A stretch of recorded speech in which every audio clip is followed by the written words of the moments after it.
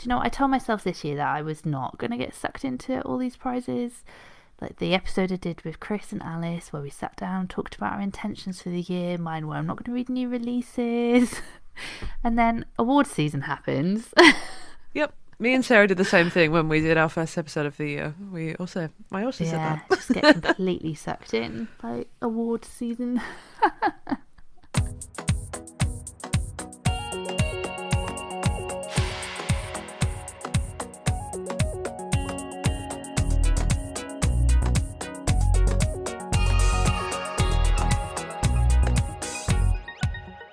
Hello, welcome to the Bookcast Club, a podcast for book lovers.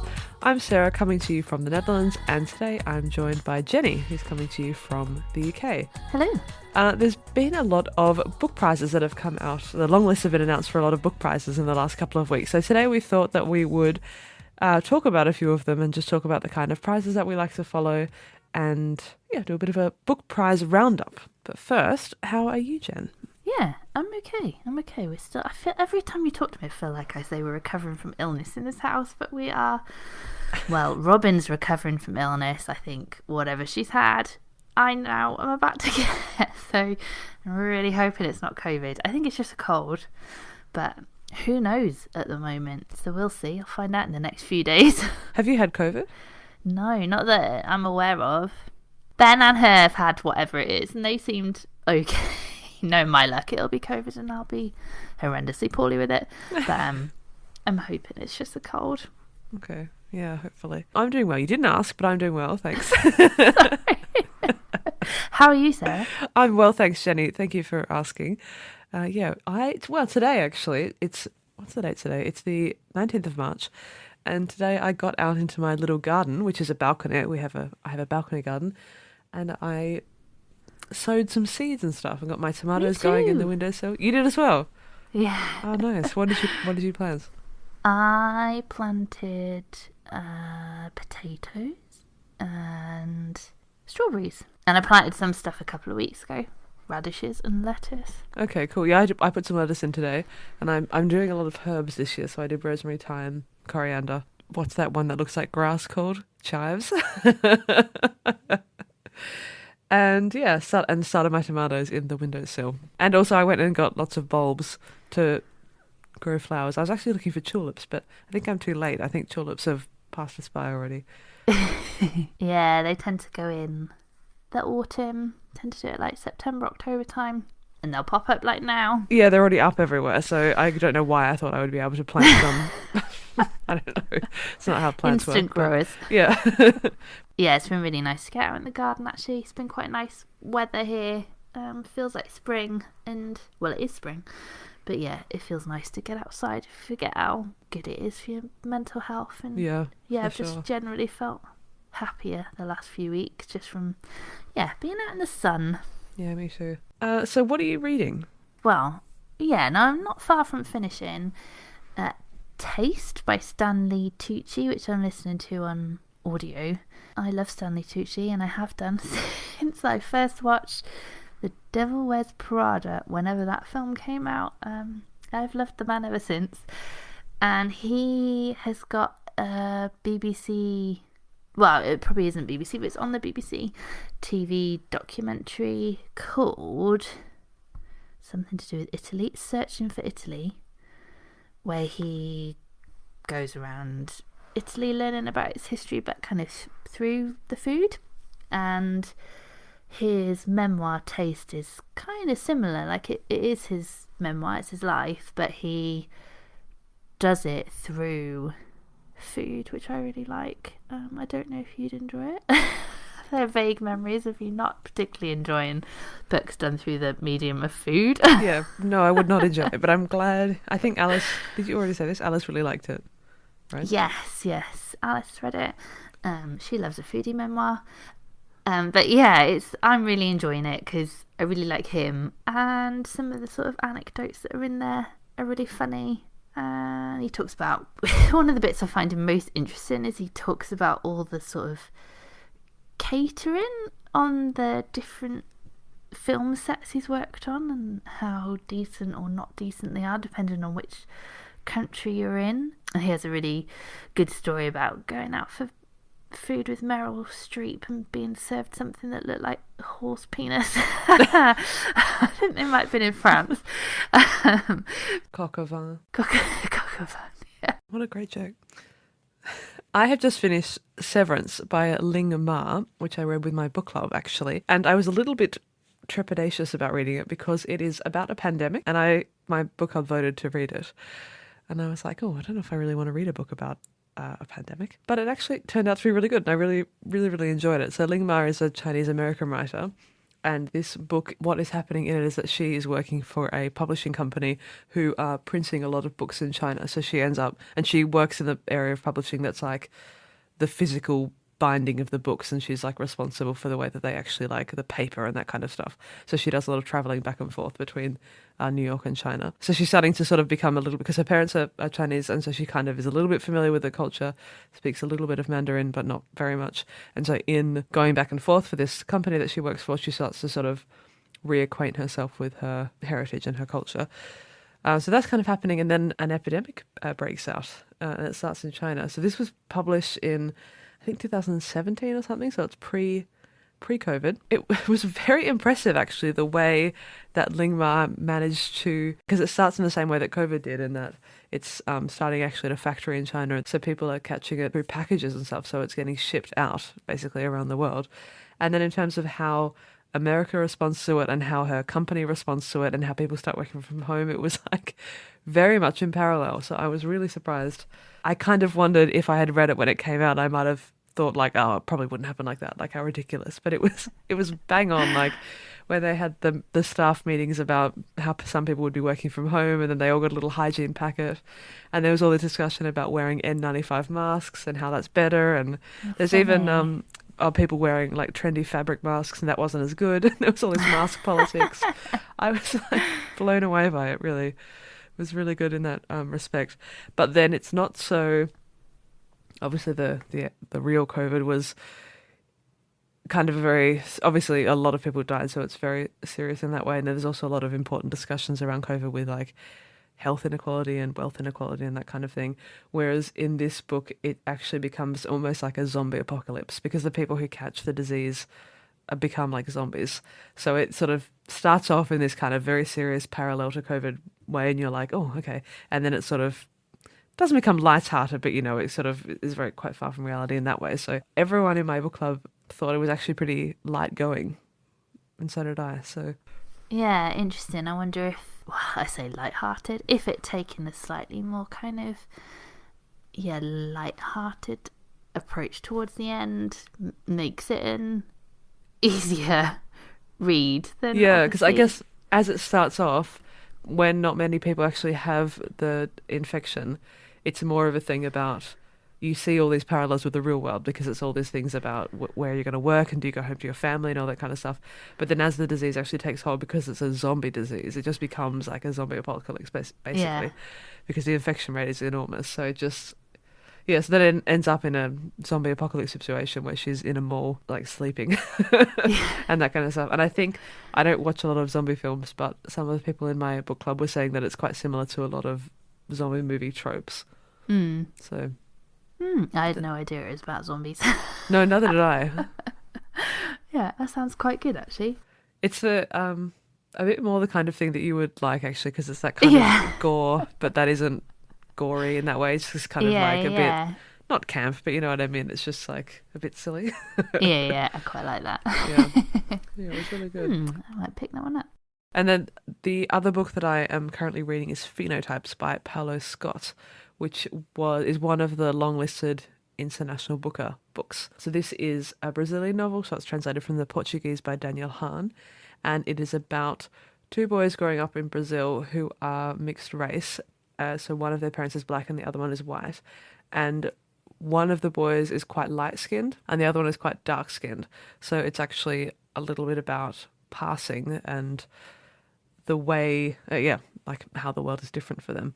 It is good. I have to say, it's something that's not quite clicking for me in this book. I'm not sure. I'm about halfway through, and it's really interesting. There's a lot of stuff about Brazilian politics, and there's a lot of stuff about the government, because the main character is quite into politics and he's protesting and going to different student committees and that kind of stuff. So there's a lot of stuff in there about the problems with the president of Brazil. But there's something, I don't know if it's the translation, I just can't quite get into it. You know, do you know what I mean when I say it's not clicking? Like I'm reading it, but I'm just not in it at this point. Yeah, I do know what you mean. So we finish it. Yeah, I'll definitely finish it. It's only short. It's only about 200 pages or 250 pages. So yeah, there's nothing wrong with it. It's just not, I'm not sure. It's a little bit stream of consciousness, but in some places, so it sort of starts to get into that and then it goes back into more sort of prose style short sentences. So it might be that, like the writing style is a little bit odd. And I'm not sure if that's because it's translated or if, something isn't quite working in the translation. I'm not sure. Yeah, maybe it's just, maybe it's me though. Maybe I'm just not concentrating on it as much as I should be.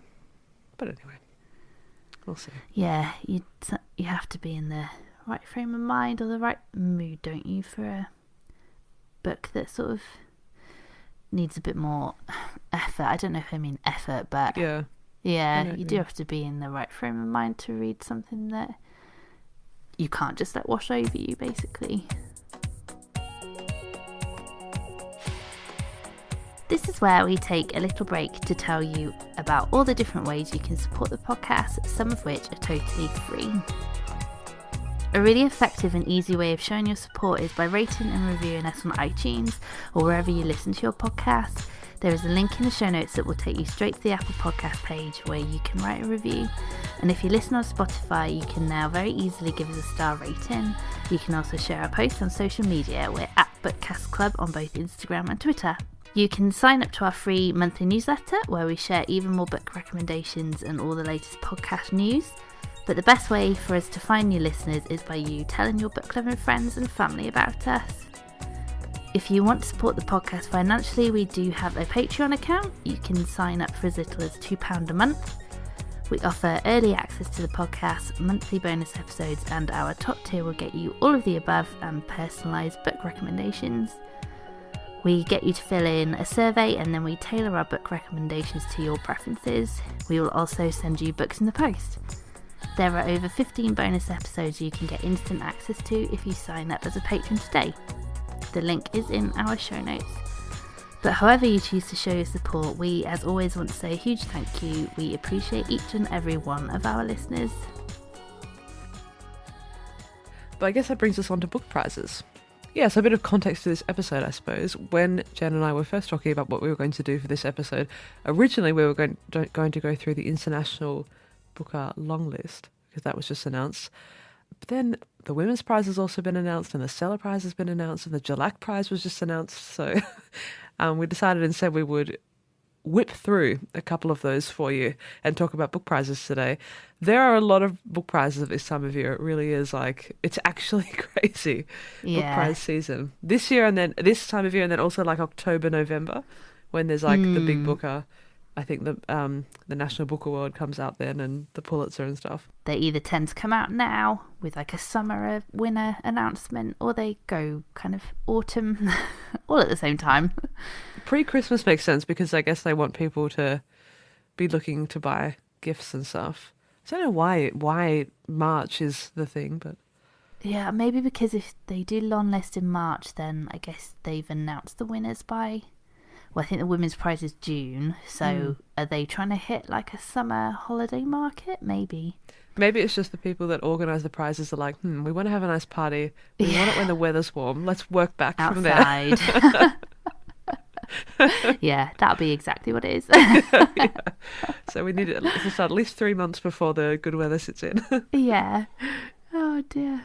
Okay, so the first one is that we're going to talk about is the Stella Prize. So this is an Australian book prize. It is kind of similar to the Women's Prize for Fiction in the UK, but the Stella Prize is not only fiction, so they have non-fiction, they have poetry, they have short story collections, they have graphic novels, and they have... What's the other thing that I was just thinking of? Fiction, non-fiction, short story collections, poetry, graphic novels, etc. That was the last thing on my list. That's the one. Basically anything. I don't think they have a minimum word count. I think in terms of being able to submit a piece of writing. The rules are about where it was published and who published it and that kind of thing, I think. So, and it is for Australian women and non-binary writers. So you have to either be an Australian citizen or you have to be living in Australia to be nominated. And this long list came out, it always comes out at the end of February or the beginning of March, so it's really like the first one of the year. I quite like the prize. For a start, every time it comes up, I always know hardly any of the authors that are on there, so it's a really good way to find out new what's happening in the world of Australian publishing, because it's a little bit harder to follow that. Something with the seller, I don't know if this is a real thing that they actually do, but something that I have noticed, I feel, is that they seem to have sort of themes in their long lists every year. So a few years ago, for example, we talked about on the podcast Jess Hill's See What You Made Me Do, which won that year, and that was a non-fiction book about domestic violence and the way that victims of domestic violence and assault are in reality treated by police, and the complexities of being a victim, the realities of leaving or not leaving, the psychology of this, the financial side of leaving or not leaving when you're in a situation of domestic violence or domestic assault. And that particular year, a lot of the books on the long list seem to be about sexual violence and gendered violence and that kind of thing. And this year I noticed when I was watching the long list announcement, there seems to be a lot of titles about Indigenous issues in Australia. So I think that's really cool how they sort of, I don't know if they do that intentionally, but I think it's really interesting they get this kind of collection of similar things, because you'll find non-fiction books about that theme, poetry books about that theme, so I think that's really cool. You get to sort of follow it along. And they have a lot of really small independent presses, which is also really cool. For the most part, the downside of that, though, is that it's really hard to find these books outside of Australia. Nigh impossible, I would say, which is a big downside to the seller, unfortunately. Yeah. So I'm not going to talk about many of the long list titles because, to be honest, most people will not be able to get them. But I will talk about Bodies of Light by Jennifer Down, which I read at the beginning of the year.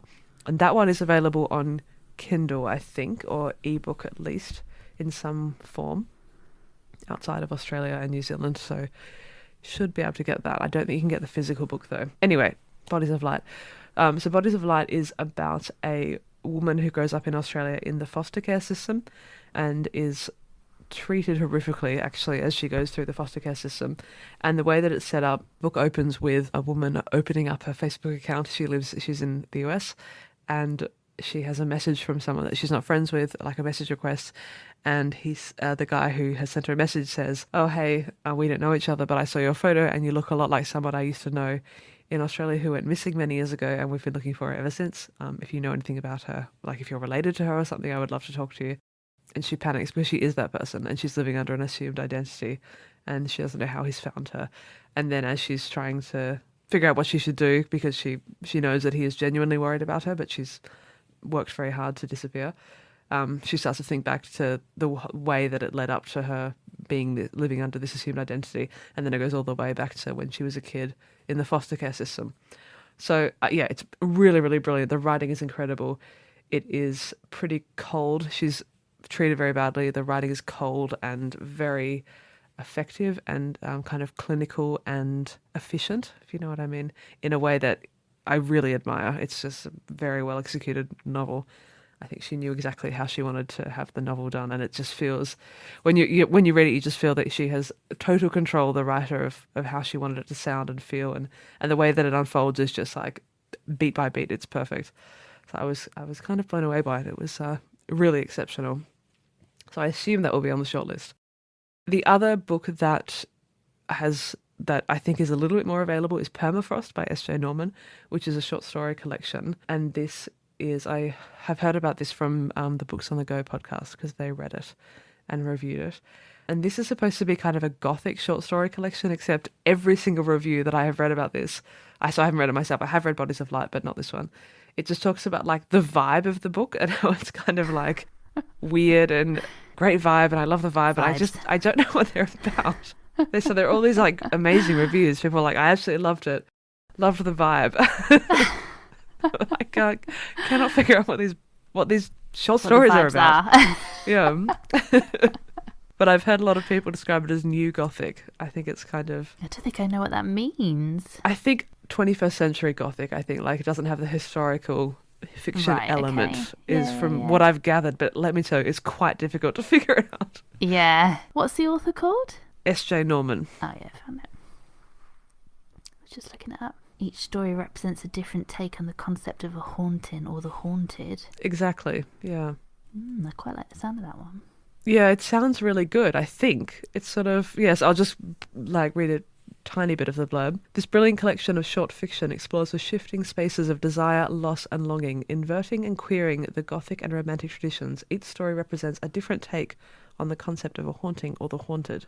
Yes, I can see Hannah Kent has written a literary genius. Oh, I can imagine it might be the kind of book that she would like. Yeah. From vibes only. Vibes, yeah. Oh, funny. Did The Yield win the Cellar, or was it it's nominated, wasn't it? Yeah, it was nominated. Oh, I think it actually was beaten out by See What You Made Me Do.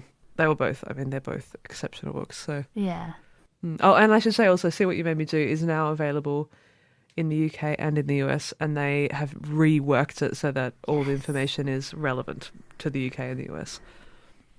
Yeah, because is it quite like statistics based? Yeah, it goes into quite a lot of detail about how it actually, if you are a victim of domestic assault, what actually happens to you if you enter into the criminal justice system and you're trying to get, if you actually want to go to court, you actually want them to be charged, if you want to press charges, if you want to have your children removed, if you want to have some kind of legislated thing where they're not allowed to see their children anymore, just the difficulties of that. But obviously that's quite specific to where you are in the world. So they updated it. So I think the US, UK and Australian editions are actually quite different in that way. But then all the information about the psychology of leaving, which was really, really interesting actually, and I think really important and not something that is really discussed that often, like the actual implications of that and how it's not such a simple thing of just like, oh, you're being treated badly, therefore you should go. Like she was talking about how you have to, especially if you have kids, you have to weigh up this impossible decision about two awful choices, really. Yeah, and I remember you talking about that one originally. So the Gellick Prize got announced maybe the last couple of weeks. So we've planned this episode quite far ahead, and then this one got announced, and I was like, oh, that's quite good. Yeah, this happens to move this prize every year. Oh, it's quite a good long list. Yeah. So this prize is for published UK writers, writers of colour in the UK, published in the UK. And like you were saying about the Stella, it's not limited to just fiction. So it's fiction, non-fiction, short stories, graphic novels, poetry, all of the genres. And there's 2 prizes. So there's the presumably adult book one, and then there's the children's and YA prize, which I haven't looked at because it YA and children's books don't particularly interest me, but there are 2 different prizes, and there are a few on there that I really like. The prize is also open to self-published writers. Interesting. Which I is wonder how you get interesting. nominated for that, because as far as I know, for most prizes the publisher actually puts forward. Yeah, I guess you just do it yourself. Well, I guess so. I don't know if it's a prize where you have to pay to enter, because some of them the publisher would pay to enter. But yeah, I don't know if it's open to self-published writers. Like, how do you stop just hundreds and hundreds of entries? But then I guess maybe that happens anyway. They do normally limit the publishers to how many they can enter for something. I guess that's interesting, because obviously the Gellick Prize, one of the things that they're trying to do is improve or whatever the massive issue we have of diversity in the publishing world. Yeah. And so because white writers are so much more likely to be published, it sort of is a shout out to that, I guess. Yeah, that it's much makes harder sense, to. doesn't it? Yeah. So there's one called Consumed by Arifa Akbar, which was on last year's Bailey Gifford Prize for Non-Fiction. I am going to read the blurbs for these because there's quite a lot of books to go through. When Arifa Akbar discovered that her sister had fallen seriously ill, she assumed there would be a brief spell in hospital and then she'd be home. This was not to be. It was not until the day before she died that the family discovered she was suffering from tuberculosis. Consumed is a story of sisterhood, grief, the redemptive power of art, and the strange mythologies that surround tuberculosis.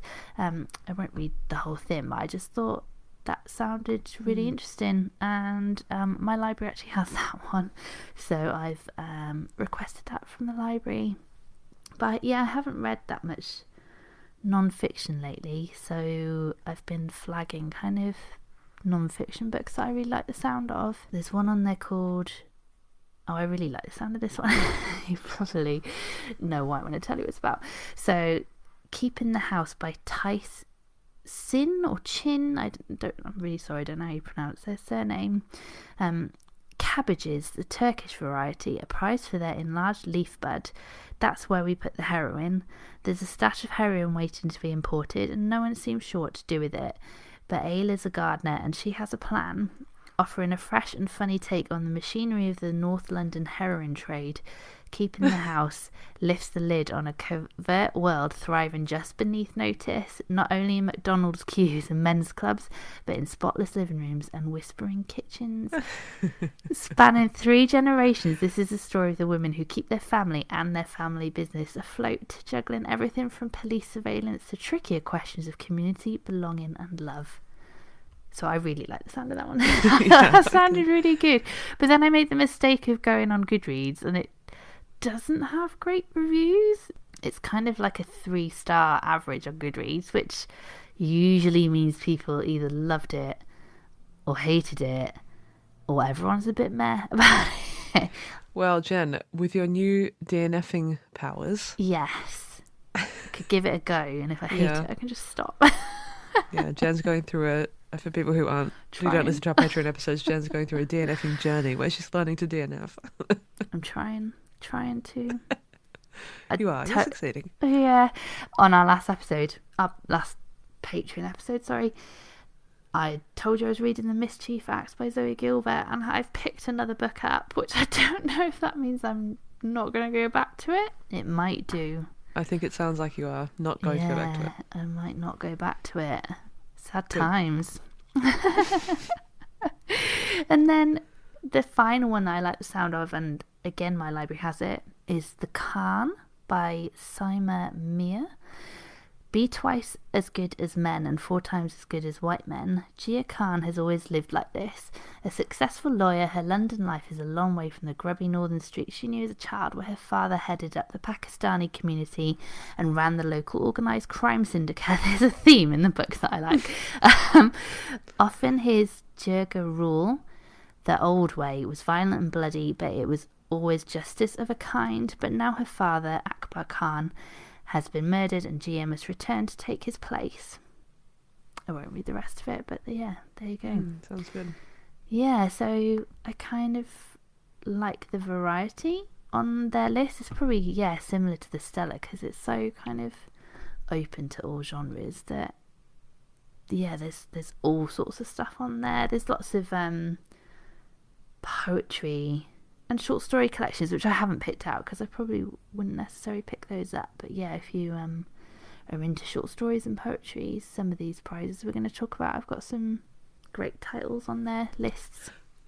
Something I've noticed with the Gellick Prize is that quite a lot of the stuff, when it gets along, because it's quite early in the year, I won't know them when they first come out, and then throughout the year I start to see more and more people pick it up. And a lot of those books, I'm thinking of like Rainbow Milk, for example, by Paul Mendes, are then nominated for other prizes later in the year, so it's quite a good one to follow actually if you're a book reviewer, because it's sort of, they just seem to be a bit ahead.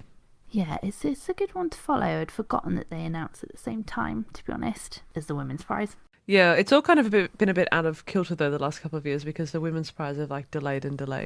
Yeah. And I feel like the Gellick Prize were quite late last year. Maybe it was one of their other categories, because I feel like it was only a couple of months ago that I was discussing this with Sarah. But yeah, a lot of book prizes last year and the year before had very long times between the longlist, shortlist, and I think they were all quite hopeful that they could do sort of in-person ceremonies, weren't they? Great if you're trying to read the shortlist for a podcast episode. Although the Women's Prize last year had actually finished in time, and then they extended it. I was like, oh, for God's sake. I actually just ploughed my way through these. Yeah. talking about the Women's Prize. Speaking of the Women's Prize, let's talk about the International Booker. I I just want to quickly mention the International Booker because we are going 90% sure we're going to do an episode on the shortlist, right, Jen? Yeah. So I won't mention it in detail, but the International Booker long list has come out. It looks super this year. I'm really excited by it. I knew that I would pay attention to it a little bit more than I have in the last few years this year, and just looks really interesting. A lot of them are really short. A few of them are really long. A few of them are really long, yeah. So I think 2 or 3 of them are like well over 500 pages, and then the rest are like 250 and below. So it's One's quite nearly 1,000 pages. yeah. The Book of Jacob is Book of Jacob. Books of Jacob or Book of Jacobs? Books of Jacob. That's what it's called. It's got to Yeah, be I was like- books, surely, at 900 pages. Yeah, Kieran actually read that a couple of months ago because he was really confident that we'd be on the long list. I didn't believe him. Wish I'd listened to him. There you go. I was like, whatever. Crazy Welshman. Anyway, I thought I would just quickly mention here a couple of the... I'm not going to read out the long list, but a couple of the long lists of books that I am looking forward to reading, and I hope they make the shortlist. So first is Heaven by Mieko Kawakami, which has been... A lot of people have reviewed this and said it was really good. One of Mieko Kawakami's other books, Breasts and Eggs, do you remember that coming out a couple of years ago? That was really popular. Yeah. And this one, I think, is about a couple of teenagers who are bullied, I believe. And it's about how they deal with that. Apparently really, really good. Then Love in the Big City by Sang-Yong Park, which I already had on my TBR thanks to Russell at Ink and Paper Blog. I was about to say Ink and Paper Blob then. Ink and Paper Blog. He always he reads a lot of translated stuff. Oh, did I even say the International Booker is for translated fiction, books that have been translated from another language into English, and the prize money is split by the translator and the writer, so it's really celebrating translation. Key item there. Yeah, so Russell is really, really good at picking up translated fiction, and so I get a lot of translated recommendations from him, and he really loved that. So I've also already owned that, so looking forward to that. What else? Phenotypes by Paulo Scott, which I'm reading at the moment, which is the one that I was mentioning earlier. And then there's Cursed Bunny by Bora Chung, which is like your thing, right? Yeah, it was one of the ones that when I look back through my TBR, it was on there, and Sarah will laugh because I tried my hardest to find out where I'd heard about it, but annoyingly I hadn't written it down, so I have no idea how I came across it. I suspect it was... I watched quite a lot of horror booktubers, so I suspect somebody mentioned it at some point, and it's got quite an eye-catching cover, which I'm always a sucker for. But yeah, that's on my list, and my library has that one. I don't think it has any of the others. Yeah, it can be quite hard to get these. They will come out more and more once the books have been longlisted, but it's unusual, which is another reason why the International Booker is so good, actually, because it really makes a big difference to those writers. Yeah, so Cursed Bunny blurs the lines between magical realism, horror and science fiction. We read together Thins We Lost in the Fire by Mariana Enriquez, which was very dark. I suspect this one probably isn't as dark as that. Wryly humorous, it's described as. The sort of quirky / weird side. Yeah, quirky, weird. Magical I quite realism. like. Yeah.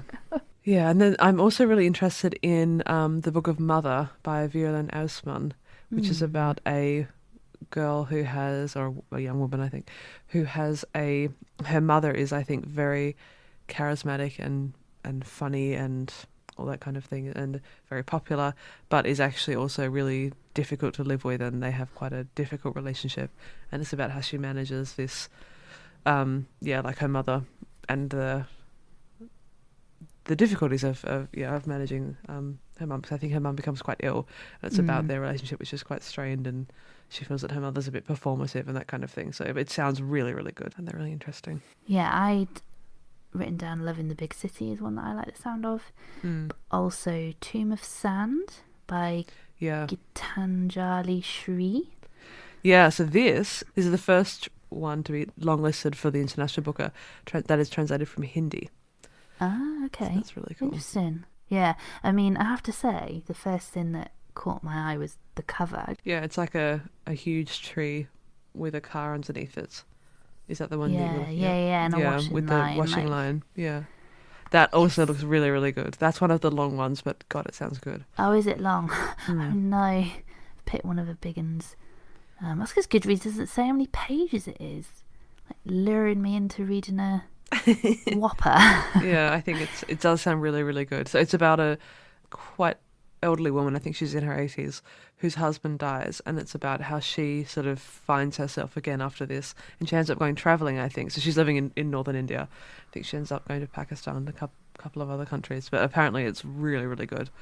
Yeah, it sounds like another one that kind of explores that mother-daughter relationship, because I think the daughter always sees herself as the more outgoing, kind of less traditional one, and actually it's mum that goes off and goes and does these things. It only has 2 reviews on Goodreads and 8 ratings. God. So I can't imagine what this being longlisted,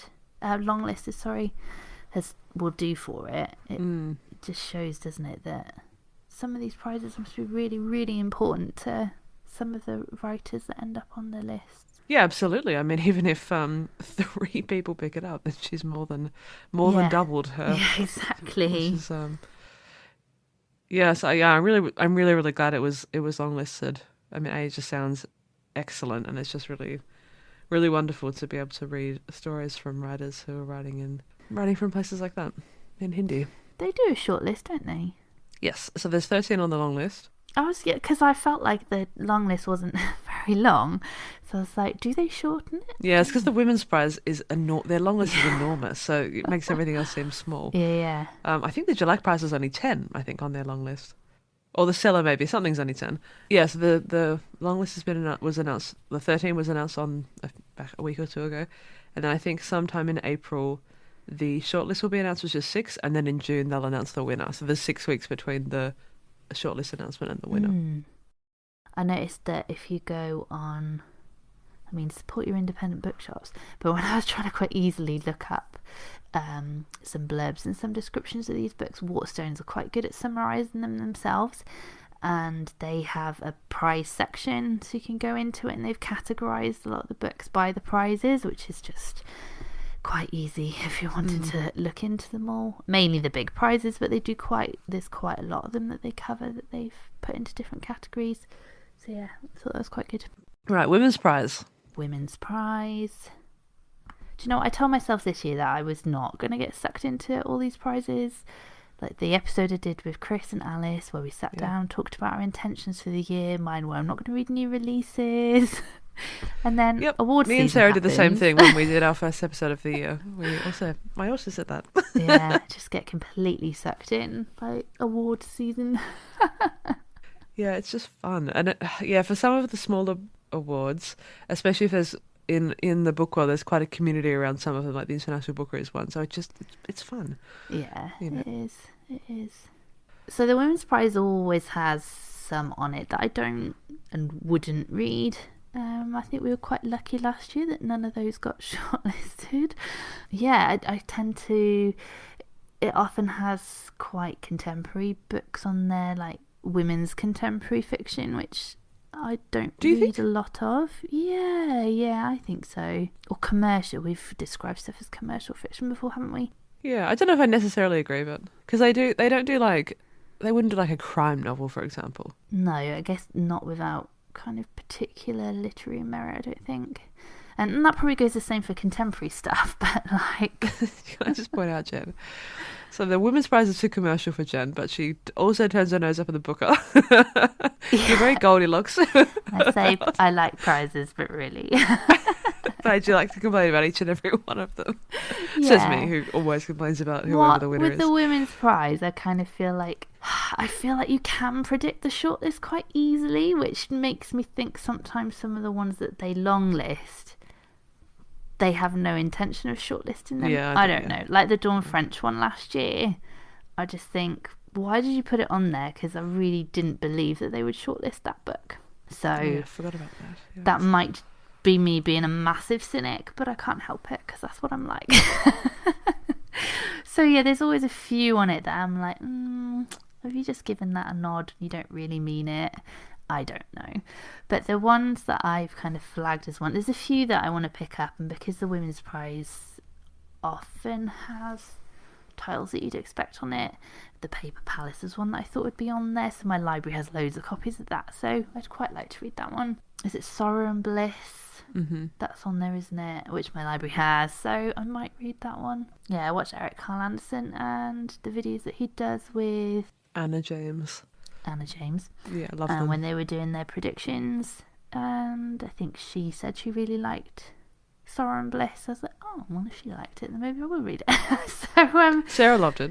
yeah, Sarah did enjoy it. So she doesn't count though, of course. It's been on my radar because I know she really liked it.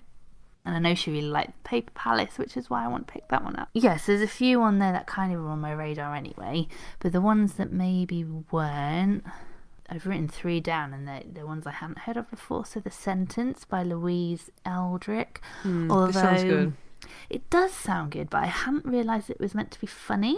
So I'd heard that it was about a ghost haunting a bookshop. I was like, oh my god, that sounds amazing.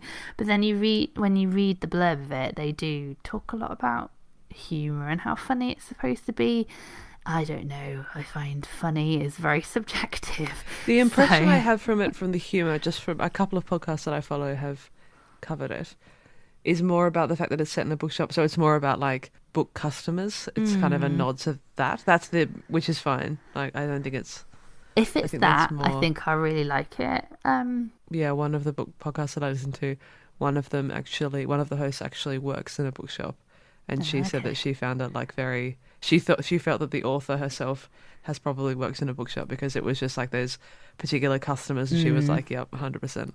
So it gave me like that book by Jem Campbell, Weird Things Customers Say in Bookshops. It was that that kind of thing. Yeah, so I quite like the sound of that one. Build Your House Around My Body by Violet Cooper Smith. Mm-hmm. I really like the sound of. I had heard of this one.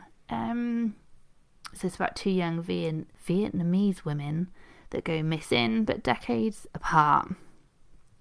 Both are fearless, both are lost, and both have their revenge.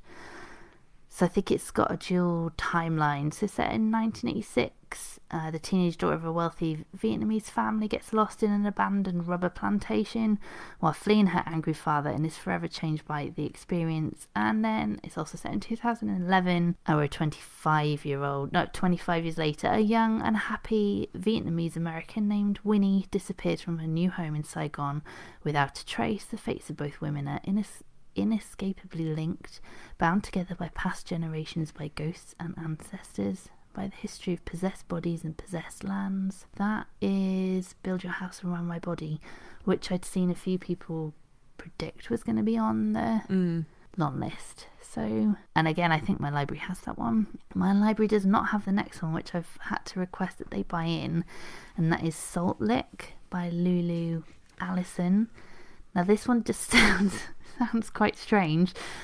It's published by Unbound, which is a publisher that crowdfunds to publish the books. So they are a publisher, and they choose the titles that they want to publish, but the way they then do that is to crowdfund for them. Interesting. So this was published by Unbound. The reason the cover's like a black and white cover with maybe just a pencil sketching of sheep or presumably cows on it. And the title intrigued me to start with because I work for a conservation charity. I couldn't tell you what a salt lick is, but I know I've had to include them in a funding bid that I've written before. And there's something to do with cows, aren't they? Yeah, let me buzz in. I can tell you. It is a mineral block that you put in paddocks or fields where you have livestock, cows, horses, sheep, and they lick it. And the idea is that if they're deficient, they will like sort of self-modulate and lick it. I see. So I didn't know why they did it, but I assumed because the funding bid I had to write was to get these like sculptures done for salt licks. This is a really off-topic conversation now, but it's kind of relevant. But yeah, I read the blurb for this one as well. So, Britain is awash. The sea creeps into the land. Brambles and forests swamp derelict towns. Food production has moved overseas and people are forced to move to the cities for work. The countryside is empty. A chorus, the herd voice of feral cows, wander this newly wild land, watching over changing times, speaking with love and exasperation. Jesse and his puppy, Mr. Malix, roam the woods until his family are forced to leave for London. Lee runs from the terrible restrictions of the white town where he grew up. Oh, I don't know how you say this name. Isolde? Isolde. Some oldie worldy English name. Yeah. Anyway, let's brush over that. Leaves London on foot, walking the abandoned A12 in search of the truth about her mother. So it sounds very British. I know the A12, and I can't imagine it being abandoned because it's a very busy road. So yeah, I like the sound of that one. It sounds kind of slightly weird, apocalyptic type novel, which I don't always enjoy. But yeah, Unbound do release some interesting titles, so it's quite nice to see one on there. Yeah, I think it's cool. Crowdfunding, that's kind of interesting. I'm really interested in the Elif Shafak, of course. I was already planning to read that at some point. I like Elif Shafak, so that's The Island of Missing Trees. Because I was watching Eric's video and he says that the trees talk in it. Oh, okay. Interesting. The fig trees talk in it. It's set in Cyprus in the 70s, I think, and it's about two teenagers who are I think they're from I can't quite remember, their families are from quite different places or culture they're different or something, and so they are sort of friends or maybe together in secret, and then it follows them through time, I believe. And then I think it's actually set, one of their children is trying to work out how they knew each other and how this kind of all started in Greece in the 70s. I think it's set kind of in present day as well. But apparently it's really good. I've been told. I've never read any of her books, but just because I love a bit of quirk. And as soon as Eric said that there was narration from the trees, presumably because they've lived a long time. So yeah, I like the sound of that. Oh, yes. I thought you were saying you didn't like the sound of it. That's why I was like, okay, whatever. I just ignored you. No. I moved on. I was like, well, I'm not hearing this criticism. I'll just brush over that. No, I like the sound of it. You like it, okay. Sorry, I thought it was... Because the trees are going to narrate it, which I just think is great. Apologise. And the other one I think I'm the most interested in... Oh, I put the Ruth Ozeki on hold at the library because I had it. So I'll see... I've never read a Ruth Ozeki, so I'm interested to try that. I've read... Name some Ruth Ozeki books. I can't remember any of them. I have to look at them. Oh, bloody hell. I mean, you've read it, mate. You tell me what it was. I know, but I can't remember What's this quiz? Name as many Ruth Ozeki books. The Face, A Tale for the Time Being. Tale for the Time Being. I've read that one. Okay. It's very good. All right. The one that I'm interested in is the final revival of Opal and Neb, which I'd never heard of. But it's set in New York in the 70s, and it follows a black woman who is I think she's a singer. It says artist, but I believe she's a singer of some kind. And it's kind of set during the time when there's a lot of Confederate flags being flown, and there's a lot of tension and that kind of thing. Apparently very good. Are we doing an episode on this Women's Prize shortlist? I guess we've talked about it, haven't we? We might have to split the shortlist between us, I think. Last year you and I read them all. We'll see. Yeah, let us know actually if you would like. So last year we did an episode on the Women's Prize. We did an episode on the Booker. I think this year we'll definitely do an episode on the International Booker. But yeah, let us know if there's a particular one that you would like to hear us. Do we read a few different ones, and yeah, a bit like this episode, do a collective? I don't know. I've reserved a few off each of the prizes at my library. Yeah, unfortunately we can't really... The prize episodes are always really popular, but it's because they all come out at the same bloody time. Yeah. It's really hard to actually do proper full episodes on all of them because we just can't read that much. No. And then we just be doing prize episode after prize episode and we'd all lie on the floor. Never read anything that wasn't a prize nominee. Yeah, so unfortunately we have to kind of pick sort of one or two probably for this half of the year, and then maybe do the Booker. Yeah, but please let us know what you would like. Can I tell you a few of the other prizes that I always like the sound of? If you must. I won't go through. A lot of these haven't announced. No, please, of course. I'm all ears.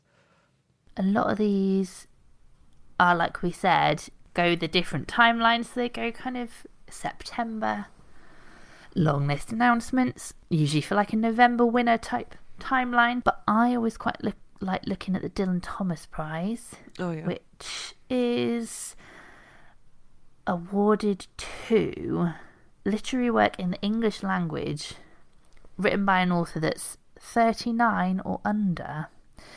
And again, that prize I think covers all fiction. It's definitely it's not non-fiction, it's all fiction, but in like all its different forms, like poetry, novels, short stories. It says drama, which I presumably means plays, I don't know, but I always like the books that are on that one. The only thing I'd say about that one is because of all these prizes that come before it, there's often not many surprises on it. However, I do think it's a good long list normally, very good selections on it. And the other one I've mentioned earlier, which is a Bailey Gifford Prize for non-fiction, Empire of Pain, won last year. Yeah, I really like looking at that one. Also because non-fiction, I mean, we're actually going to do an episode of non-fiction this year, but non-fiction is just really, really hard to sift through. I find it's really... Because often, we'll definitely hold this conversation, but I sort of feel that they sort of sell it on the premise of the topic rather than the premise of how good the book actually is. So... that's a difficult thing. So I also follow the Bailey Gifford. There's the Wainwright. There's the Wainwright Prize for Nature Writing. I don't know if you've looked at this one before. A little bit, So they have two winners. So they have UK Nature Writing winner, and then they have Global Conservation winner as well. So you'll definitely recognise titles on it if you take a look at their winners from previous years. And then there's the Shirley Jackson Awards, which is for outstanding achievement in the literature of horror, the dark fantastic and psychological suspense. And they announced their winner in August as well, actually. But I think their timeline's much shorter between long list to winner. And there's other horror ones. I think there's the Bram Stoker Award. But that one I obviously like because it isn't just straight up horror. It's the Shirley Jackson Award, so that one I always like looking at. And then one that I found when I was just doing a bit of research is one called the Kitschies. The Kitschies, have you heard of this? No, never. So it's the year's most progressive, intelligent and entertaining science fiction, and it's sponsored by Blackwell's, and I'd never heard of it before. Oh, interesting. No, but it's again, if you look at last year's titles and the winner, there's some really interesting stuff on there. So I think if you're into science fiction, fantasy, that one's worth a look too. Yeah. But most genres have their own prizes. There's loads of crime ones as well. Yeah, there's also the Republic of Consciousness, which is for small presses. It always looks good. I never get to any of the books, to be honest, because it happens before the International Booker Women's Prize seller sort of thing. So, but it always looks really good. Goldsmiths I don't follow, but I just sort of keep an eye out. You also tend to see a couple of recurring things in Goldsmiths. And then National Book Award I also probably follow pretty closely, although that's... Is that an American one? Yeah, that's American. So I follow that mostly because it's just a good way to keep abreast a little bit of what's happening in America. So I find it a little bit hard to follow. I sort of heavily rely on Russell from Ink and Paper Blob to know what's up. So but I really have to try not to get too hyped about them, because then I complain at the end of the year. Oh, I didn't read enough for my TBR. We'll do our same intentions episodes next year. And I'm not reading any more new releases. I'm not following any prizes. I am definitely not. I'm not reading any arcs this year, and that has been a very good move. I'm happy with that. All right, that's it, mate. I think, right? Yeah. All right, cool. So thanks very much for listening. We hope you enjoyed the episode. As I said, please really do let us know. We'll probably put some polls up on Instagram or something. That might be a good idea, Jen. And just tell us what you would be most interested in hearing our reviews on.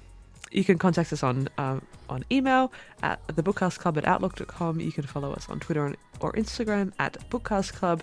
We also have a Patreon if you would like to support us further.